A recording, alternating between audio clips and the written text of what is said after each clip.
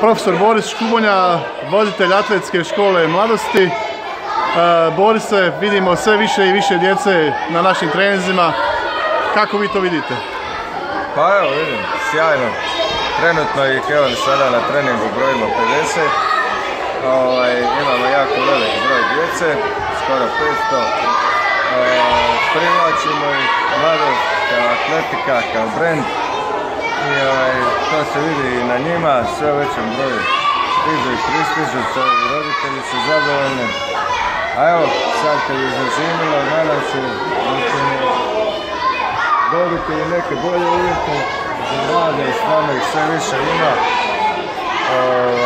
Klinci su evo, željni trčanja, skakanja, atletike, svih atletskih disciplina. Ja kao voditelj škole sam izrazito zadovoljan i sretan što je to tako, što djeca sve više zanima atletika. Mi u mladosti nadamo se da će još više pristizati, pa ćemo imati čak i potrebu za još više trenera ili trenerica.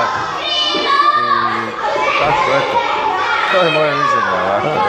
Što očekuješ u sezoni 2018? Pa u sezoni 2018 očekujem možda čak i neke male rezultate na kaosevima ovih naših mladih nada. Tako da, evo, spremamo se, obučavamo ih osnovne tehnike, neki su već ovako koju godinu već s nama. Oni već imaju neke medaljice na kaosevima i tako, mislim se ovako. Dobro jedno druženje, dobar trening, puno djece, puno cike, graje, smijeha, eto tako, druženje. Borise, hvala i sretno. Hvala lijepo, hvala vama.